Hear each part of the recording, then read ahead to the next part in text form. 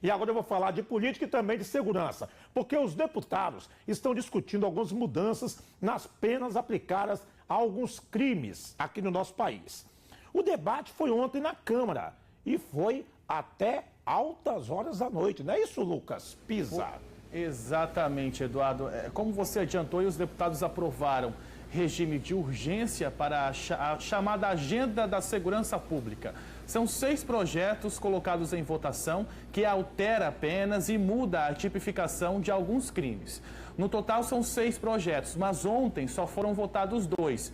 Um dos mais polêmicos é o que retira do Código Penal os atenuantes para menores de 21 anos que cometem crimes. O texto aprovado na Câmara também acabou com a redução pela metade da prescrição de crimes quando o suspeito tem menos de 21 anos. O outro projeto aprovado, Eduardo, parece bem óbvio, é o que obriga as empresas de telefonia a instalarem bloqueadores de sinal de celular nos presídios. Se o texto for aprovado no Senado, as empresas têm 6 meses para instalarem os aparelhos, senão podem pagar multas que podem chegar a R$ 1 milhão. Outras matérias que ainda devem ser votadas. A que aumenta a pena para estupro coletivo, o texto que acaba com a saída temporária de presos, o que tipifica o crime de escudo humano, que é quando um criminoso usa pessoas durante uma ação criminosa, e o que obriga a investigação de mortes em confronto policial. As matérias, as duas que foram aprovadas na Câmara ontem, seguem agora para o Senado. Para a gente entender melhor o que muda e o que pode mudar ainda mais no Código Penal, a Thalita Carvalho está com o advogado criminalista Felipe Sodré, que vai detalhar mais para a gente esse pacote que está sendo votado na Câmara. Thalita, para a gente começar a nossa conversa, como esse atenuante a criminosos menores de 21 anos vai ser aplicado? Quer dizer, como era e como vai ser caso o projeto passe pelo Senado? Bom dia. Oi, Lucas. Bom dia para você, bom dia, Eduardo, bom dia a todos. Eu estou ao lado do advogado criminalista Felipe Sodré, que vai responder isso para a gente. Felipe, bom dia. Como que fica essa situação do atenuante de pena para os menores de 21 anos? Como é hoje e como poderá ser caso seja aprovado pelo Senado? Bom dia. Bom dia, Thalita. Hoje o Código Penal prevê uma atenuante genérica baseada na idade para 2 classes, né? As pessoas que tenham menos de 21 anos na data do crime ou mais de 70 anos de idade na data da sentença, né? E também nesses 2 casos, a prescrição, ou seja, o tempo que demora para passar para que o crime seja punido, é reduzido pela metade nos 2 casos, né? Um crime, por exemplo, que tem uma prescrição prevista de 10, 12 anos, nesses 2 casos é de 6 anos, né? Caso foi aprovado o projeto com um substitutivo, né, só para os casos de 21 anos. Então, se for realmente aprovado pelo Senado, essa atenuante deixa de existir no Código Penal, a pena vai ser aplicada sem levar em consideração a idade, né, de menor de 21 do infrator, e a prescrição também vai ser contada da maneira normal, sem qualquer benefício. Os defensores dessa proposta, eles falam que isso, os defensores não, os que são contra essa proposta, eles falam que isso incharia a população carcerária. Isso realmente poderia acontecer? Realmente, se você parar a pensar, todo projeto que aumenta a duração da pena, que extingue algum redutor ali, algum benefício, tende a aumentar a população carcerária, né? Porque é mais tempo que a pessoa vai passar na cadeia, né? E facilita, né, o acúmulo de preso sem prisional, que hoje já é grande.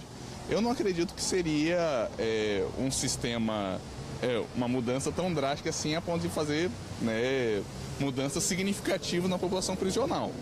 Mas, ao mesmo tempo, também é de se questionar a utilidade dessa redução, porque também a redução, a extinção dessa atenuante também não traz um impacto muito forte no aumento da criminalidade ou no que for.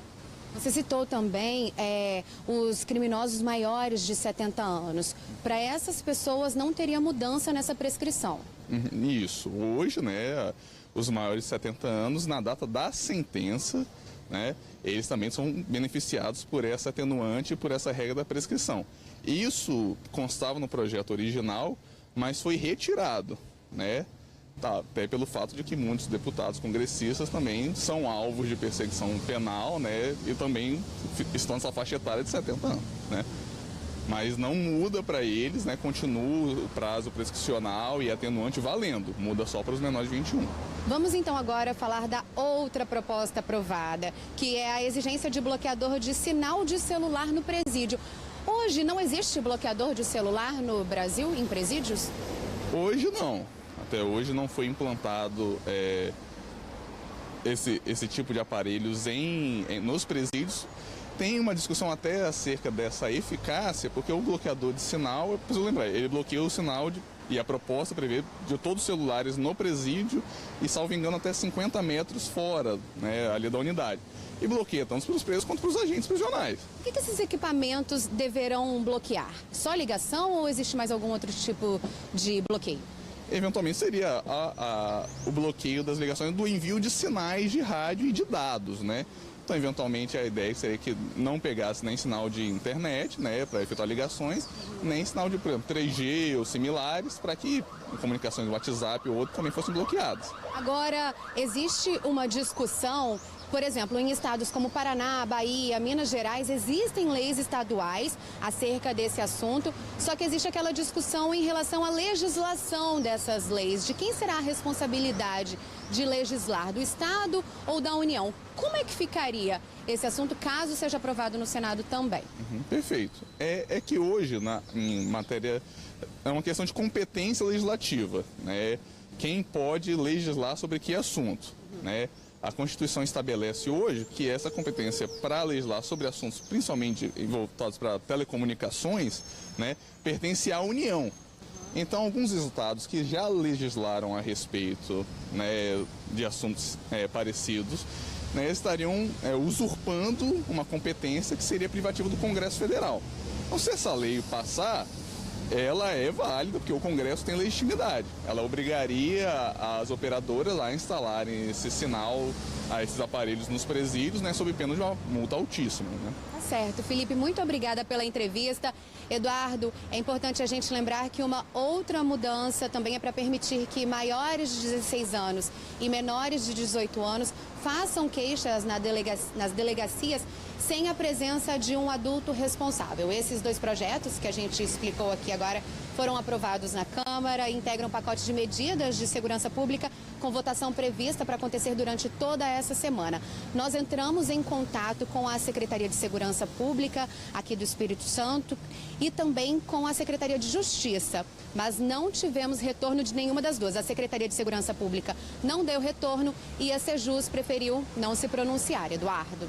Obrigado, Thalita, obrigado, Lucas, obrigado também ao doutor Felipe pela participação. Só queria falar bem rapidinho duas coisas. Bloqueador de celular, eu acho que isso é ineficaz. O que tem que ser proibido no Brasil é entrar celular no presídio, poxa. É proibir a entrada lá. Botar uma vigilância eficaz para proibir a entrada. E segunda coisa, por que eles não mudaram, por exemplo, a tipificação do crime de corrupção? Tipo assim, prisão perpétua para quem virar corrupto do país. Político corrupto. Prisão perpétua. Já pensou que maravilha? Eles vão mexer com eles